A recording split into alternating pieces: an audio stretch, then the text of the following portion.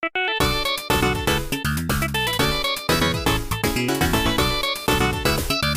everyone, this is Pete, and welcome to a new, possibly regular series on this channel where we take a look at Commodore 64 games.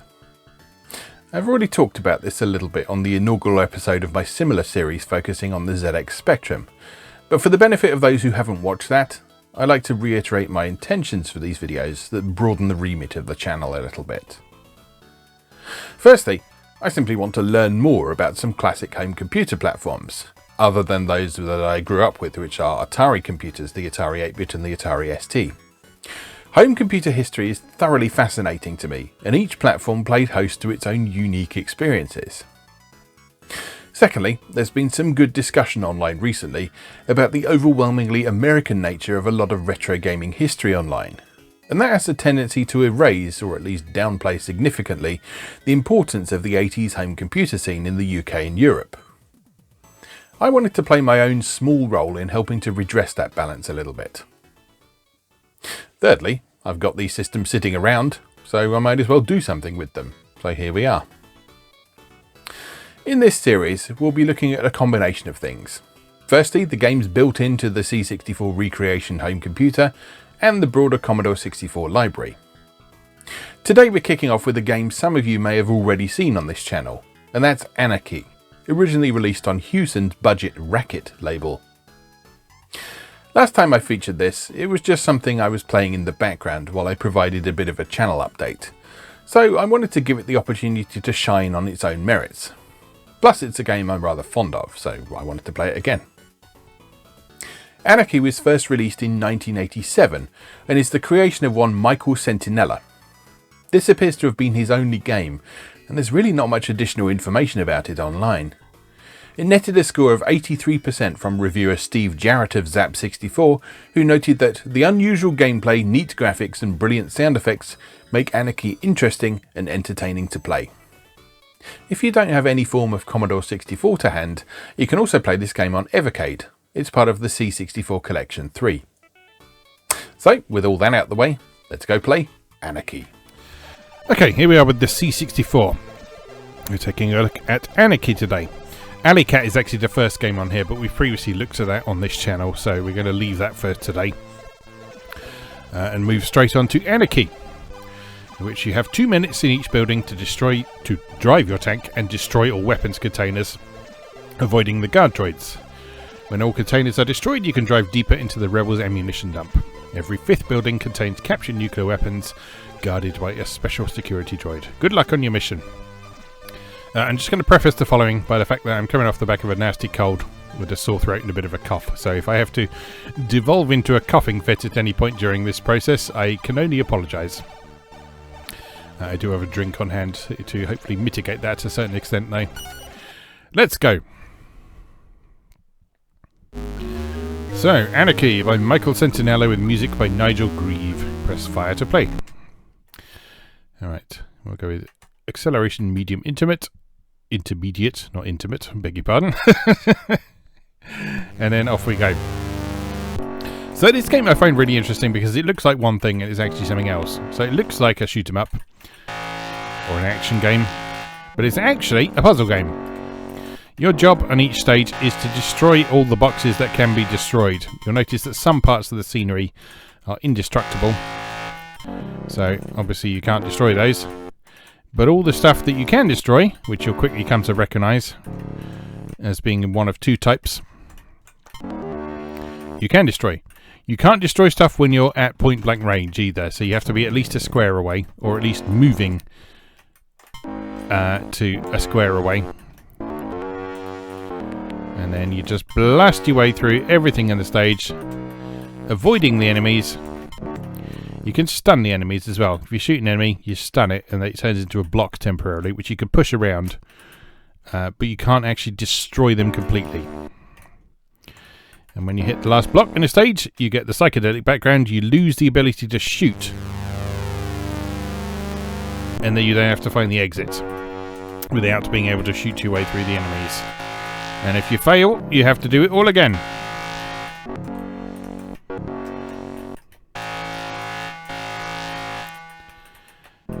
I absolutely love the sounds in this. the way that the boxes make one of two different sounds when you shoot them. And you're effectively sort of creating the soundtrack to the game as you play. It's sort of a means of kind of procedurally generating music almost. Well, there's no almost about it. It is procedurally generating music. Not necessarily something you'd want to listen to by itself, but it does give this game a very distinctive and immediately recognizable audible presence. Right, so now on to the next stage where you do it all again. And you'll see as the stages proceed, you start getting more tricky arrangements of blocks. To my knowledge, there aren't any stages where you can, like, get yourself into an unwinnable situation. But there are quite a few where you need to think about how you can attack an arrangement. Because that not being able to shoot things that are at point blank range becomes increasingly relevant the further through your game you go. And that's where a lot of its puzzles stem from.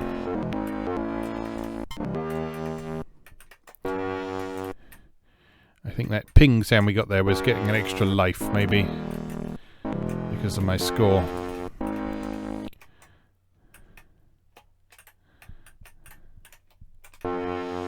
This is one of those games where I'm not entirely sure how the scoring works, because it seems to just generate a random number when you shoot something and give you that many points.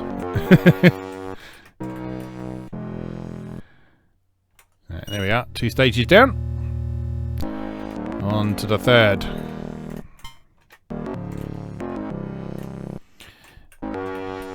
Yeah, I absolutely love this game. I've never seen it talked about anywhere. It doesn't seem to come up in any sort of best of C64 list or anything like that, but it's a great game. It was a really fun discovery, both when I first had a tinker with the C64 and when we put it on one of the Evercade collections. So this is on C64 Collection 3, I think it was, for Evercade.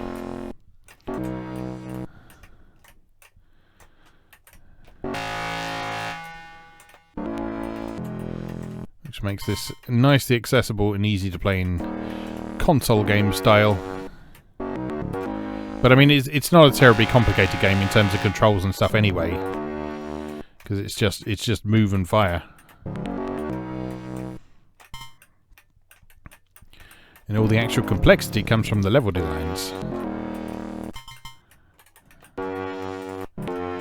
and having to deal with the enemies. Alright, it's going pretty well. I'm quite pleased about this because I haven't played this for a while. So I was worrying my skills would be a bit rusty. But no, we're doing okay.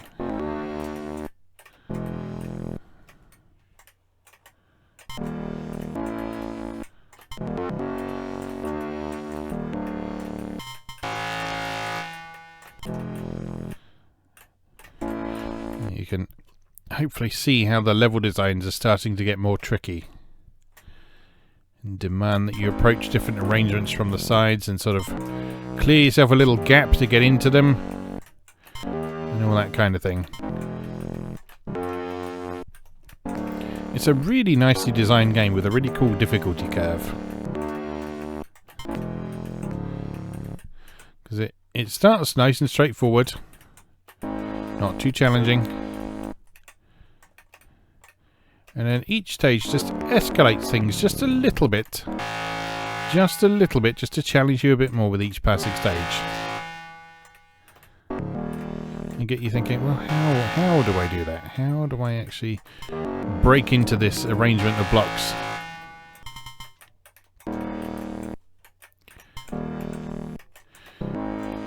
Because there are levels in this where the first time you encounter them, you'll think, how on earth am I supposed to do that? How on earth am I supposed to break into this arrangement of blocks? But you'll get there. You will nail it eventually. Much as I am doing right now. Right, this is one of those levels that supposedly contains nuclear waste, like we've said. And you have just one enemy to deal with in this one. but it's much less randomized in how it moves. So you have to kind of lure it around the place so you can sneak around it and clear away some stuff unopposed. I was wrong, there wasn't just one enemy in this, there's multiple. But the main one you have to deal with is that that drone that's kind of following the route you've taken. Oh, I've screwed myself a bit. And of course you can't shoot the drone.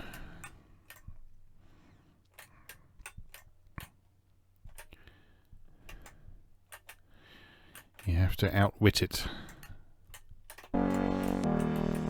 And the exit's all the way over there. I should have shot those 2 blocks first. Right. Caused myself a bit of grief here. X, 5, 4, 3, 2, 1. Oh, damn it. Enemy got in the way. Alright, well, we know what to do this time.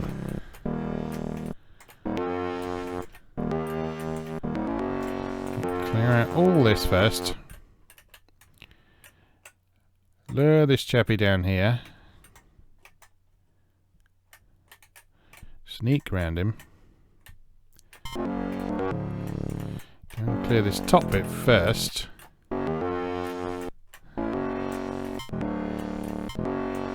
And blast our way through here. Oh dear, shouldn't have done that. Yeah, I screwed myself there. Right, again. More carefully this time.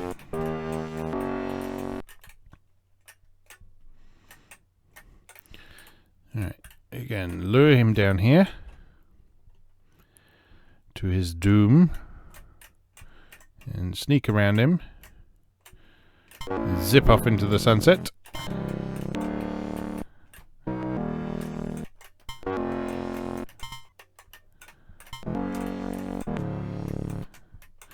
At the very least, try and get slightly ahead of where he is. I'll go around the top first. And shoot the... Oh no. I've got an extra life though. Oh no. Well, you can push him back slightly. Not by a lot. But there we go. Can just about outwit him there. And there's the exit. And onwards! To our second set of levels.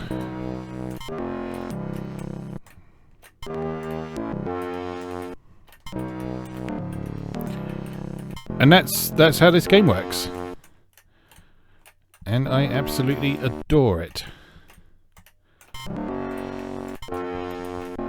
It's just a really nicely designed game that works well. It's mechanically solid. The structure is good. The mechanics are well implemented. It's fair, which is something you can't always count on with 8-bit games, particularly home computer games.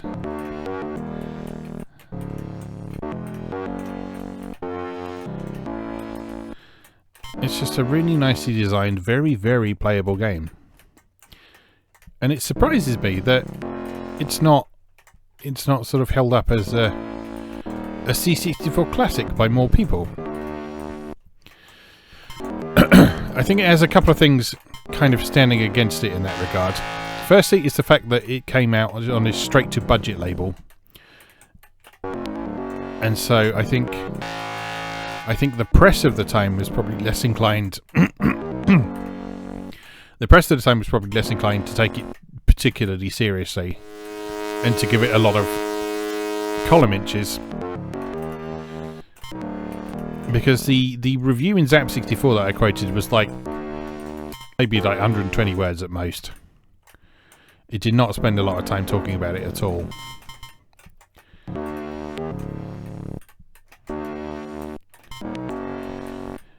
Whereas the full price, big name C64 stuff was getting multi-page reviews, big features, interviews with the developer, all that sort of thing.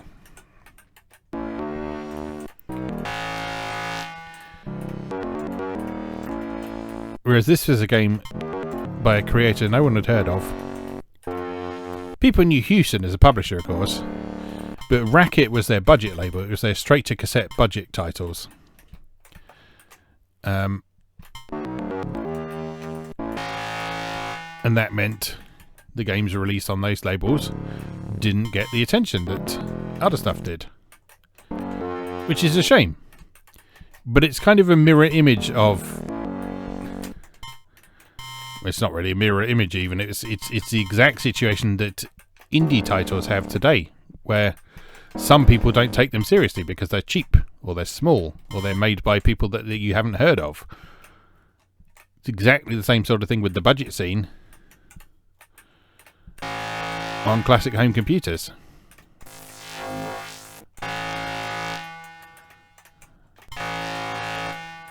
These were smaller scale games released by big companies and designed for players to... Oh, damn it! And designed for players to just pick up their pocket money.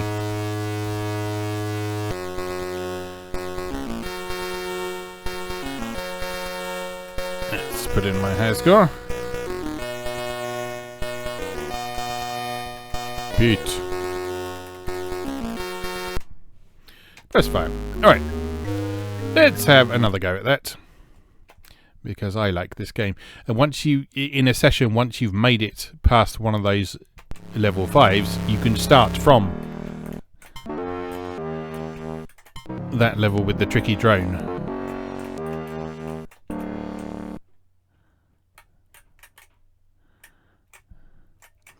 And so you don't have to go from the beginning every time, which is really, really nice. Very considerate bit of design.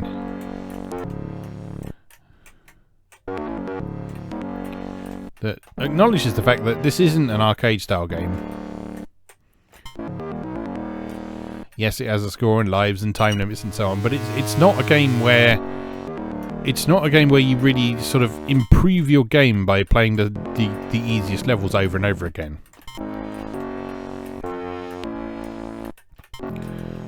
And so it gives you a little bit of a punishment for failure, which is setting you back a few levels, but it doesn't force you right back to the beginning of the entire game every time you fail.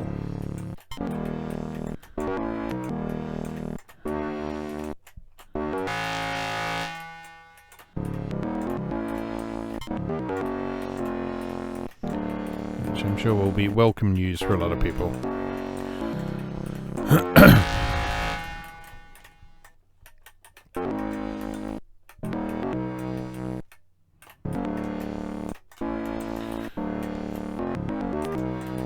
See how far we can get on this set of lives.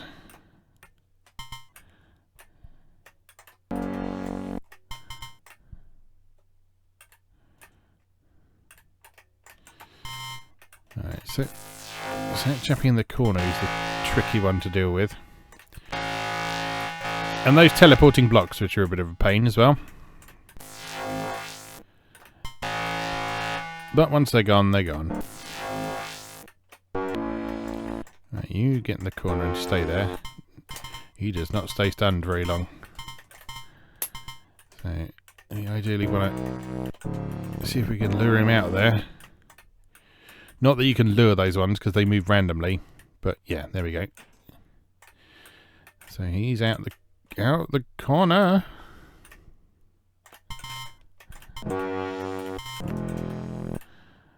Right, and the exit's just over there. But remember, you can't shoot. You can't shoot once the exit is spawned. So you've got to negotiate your way around the enemies. Right, this is a tricky one. This is a good example of how the point blank mechanics can get in your way. Because you've got to find a good way to break into this arrangement, because you can't just blast your way through, as you'll see. Because you'll often end up leaving a gap that doesn't have room for you to fire in.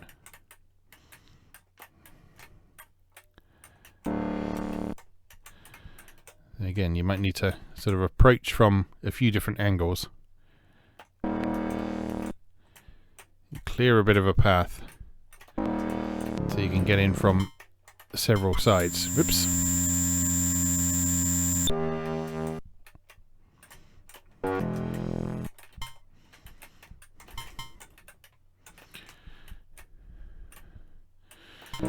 There is almost certainly an optimal way to do each level. But the thing I like about this is the solutions don't feel like super fixed and forced. You can sort of start breaking your way in from wherever you think is suitable to do so.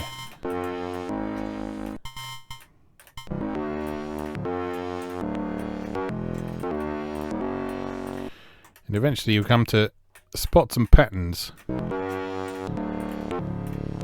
which will make it easier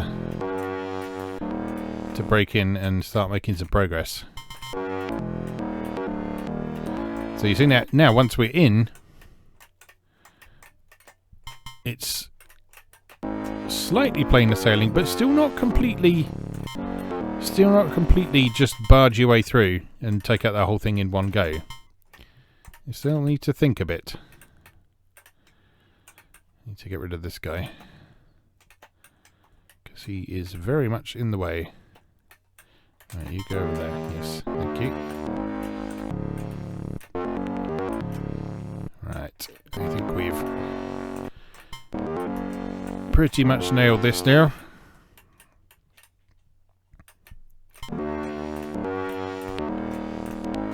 Yeah, there we go. And there's the exit. Oh, and I died on the exit. How upsetting. How very upsetting.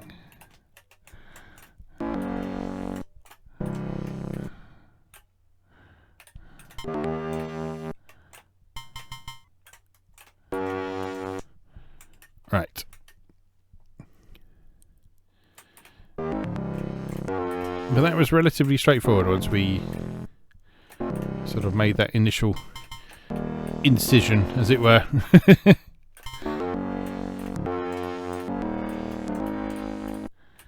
we go. And then up here and down here. Oh, damn it. You see, enemies, they make it just a little bit trickier. Not to an annoying degree, but they do add just a little bit of challenge that might not have otherwise been there.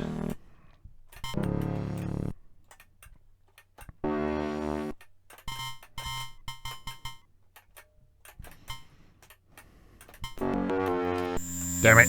Yeah. Alright, let's have one more try. One more try. So we know how to do this stage. This stage is easy. This stage is easy and straightforward. That's it. You come around there and let me sneak past you like that. And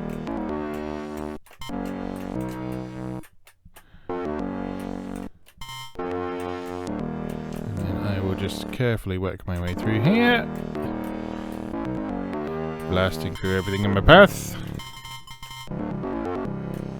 Alright. Masterfully done.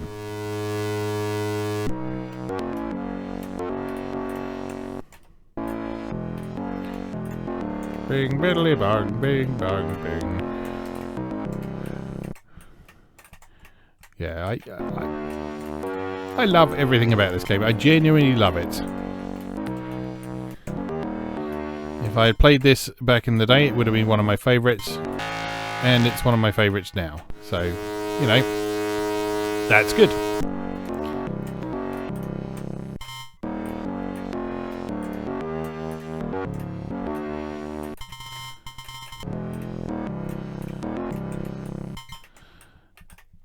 Alright. So this bit is nice and straightforward. Just dealing with these enemies here, that's a bit of a pain.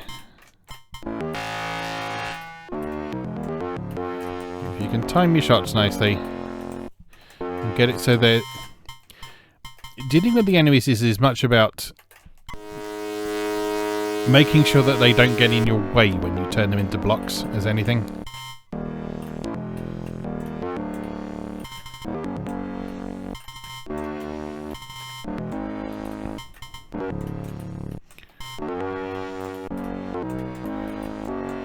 So you can't just shoot the enemies randomly. You have to... See there, I've put that one right in the way now, which is going to make my life a little bit difficult. And failure. Alright, one more go. This is the last go. So we can take care of this level nice and easily. Wait for the drone to come down here. And confuse them and bamboozle them.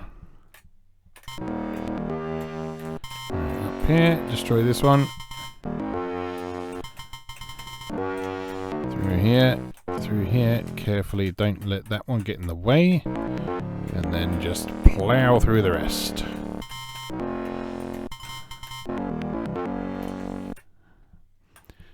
There we go. That was nice and easy once you know what you're doing. This level is surprisingly tricky.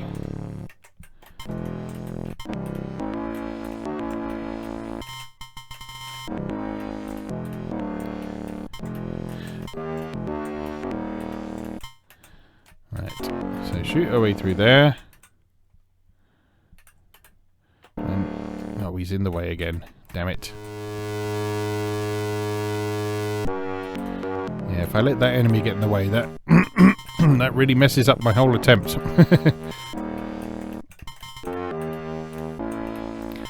So let's not let that happen this time, if at all possible.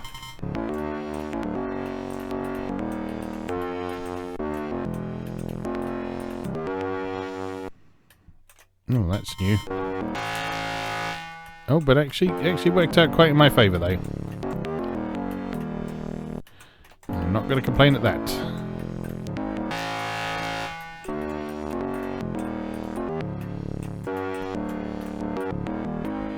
Alright, that's taking care of this entire right side, which is probably the trickier part to deal with.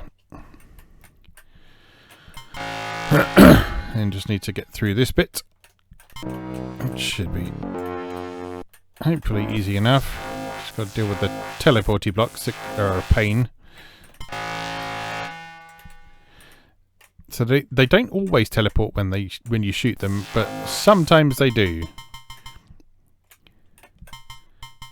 I think it's set up so you basically have to shoot them twice. Oh no! Damn.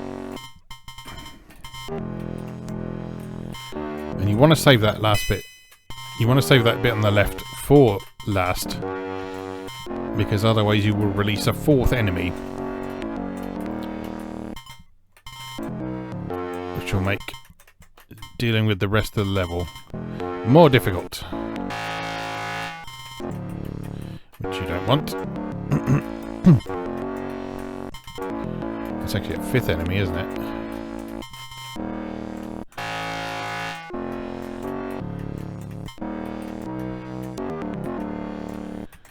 Yeah, so if you can find a way to minimize your contact with the enemies, keep them out of your way for as long as possible. That's the optimal way to go.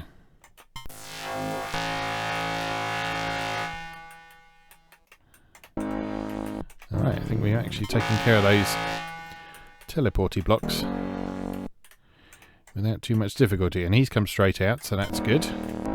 Oh, he's coming back in. Go away. Go away. No! Oh dear me. Oh dear me.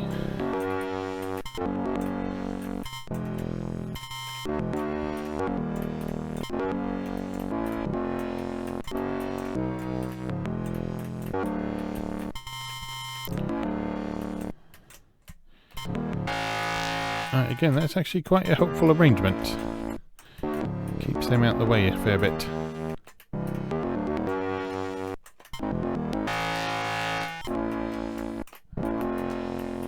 You stay out of the way as well.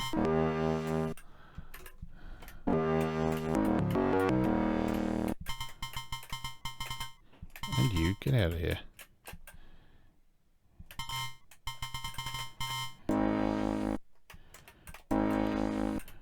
Right. Right side is done.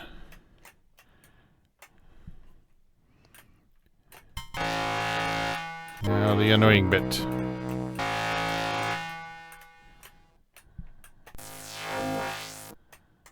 Okay. Okay, good. This is good. Right, he doesn't stay stunned anywhere near long enough to make it safe to go in there, so let him come out. Let him come well out and hopefully not follow me back in. Don't follow me back in. Ah, damn it! Damn it. I wonder if there is some rudimentary artificial intelligence there, because he did seem to sort of be following me there slightly.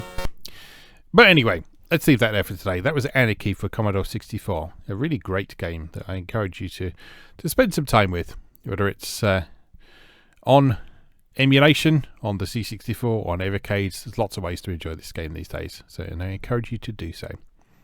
So, just remains for me to say, as always, thank you very much for watching, and I'll see you again next time.